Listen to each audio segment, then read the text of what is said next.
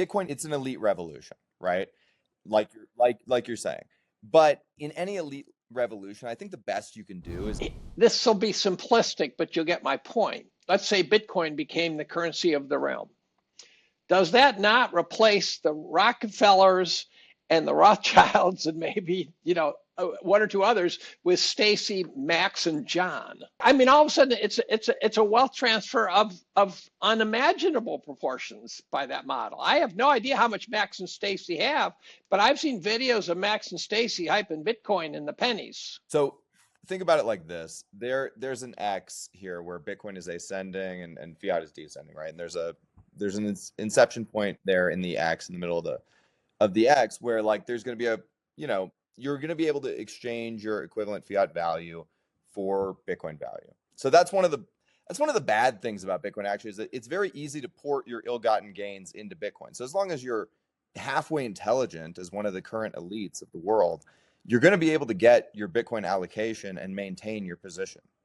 Now, but aren't there like 300 people controlling a huge percentage of the Bitcoin? Is that not true? If you Google the Bitcoin rich list, you'll see that it's pretty widely distributed, and it'll become more widely distributed, Dave. And yeah, there will be some people who will be silly rich, and so that Bitcoin won't be, and maybe they won't sell, and so that Bitcoin won't be available for sale. But the important part is all the balance can't grow beyond the algorithm size, and that's really the important issue. No, I'm just saying that all of a sudden, I hear what you're saying. The top 300 become a whole new top 300. No. So let me give you my best thing here, Dave. Is that Bitcoin is an elite revolution, right?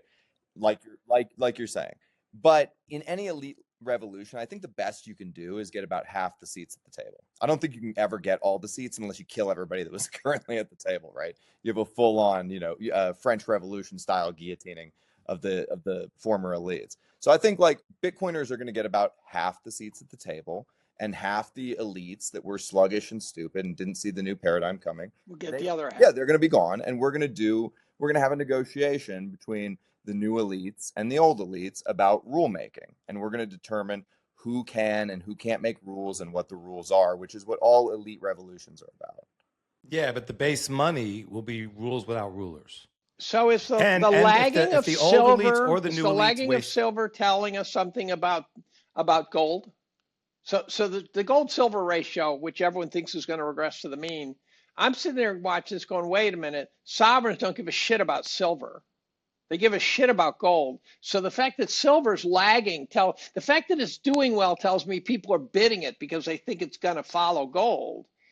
But gold's really moving independent of silver right now, and it tells me that this is a sovereign sort of level. Absolutely. Play. I mean, silver is poor man's gold. The stock to flow is terrible compared to gold. Most people can't afford an ounce of silver, and history shows. An ounce of gold. Yeah, it's an ounce of gold, and history shows that silver tends to move last and move most violently. It's like a hard money shit coin.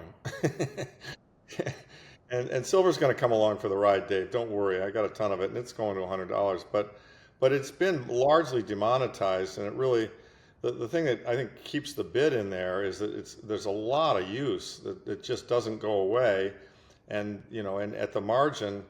It's not like we have a big stockpile sitting around. I mean, everyone can melt down their tea set, but we're using it like crazy in solar, electronics, cars, and now Toshiba's got this solid state battery that absorbs a ton of. It's a silver based, yeah.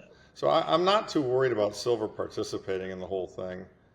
But Dave's right that it's not going to be from sovereigns because bimetallism is fucking retarded, and we have a new bimetallism, right, Bitcoin and gold. Exactly. Yeah. Just envision how much gold we're going to find with AI and computers. Right. There's a lot more gold in the earth that we haven't dug up yet. For the record, I was buying silver eagles in the $3 zone. Oh, me too, Dave. I got a bunch of them. I paid $6 and $9 for a long time ago.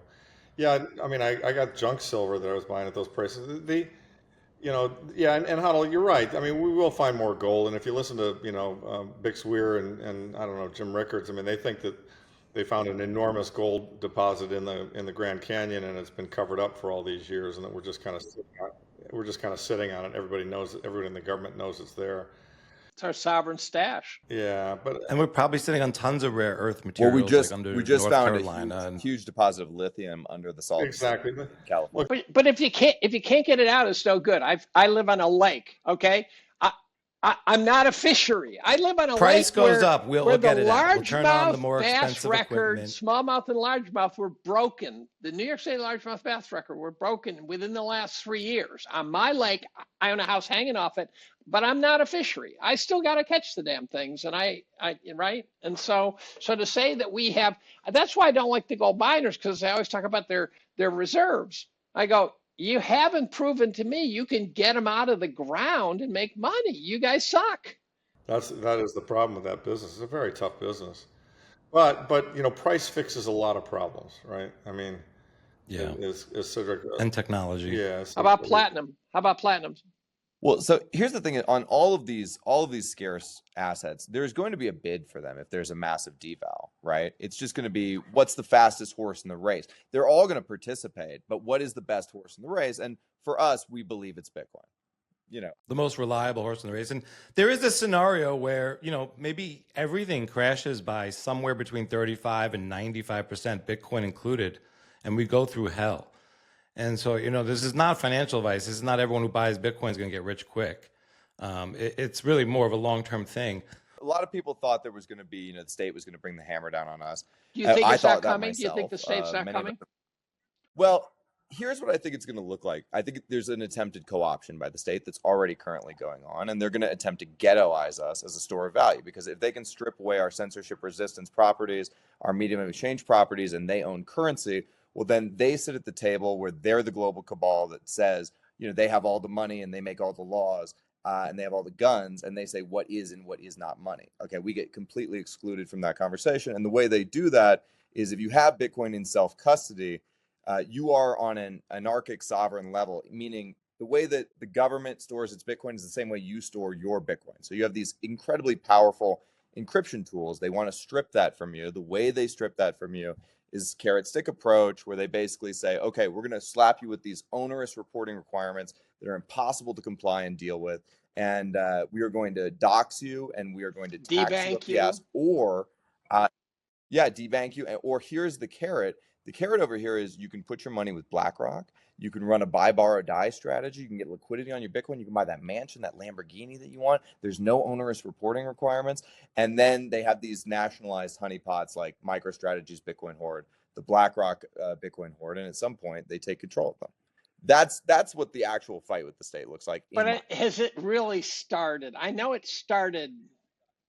It might have begun, but I think it's like Lexington and Concord.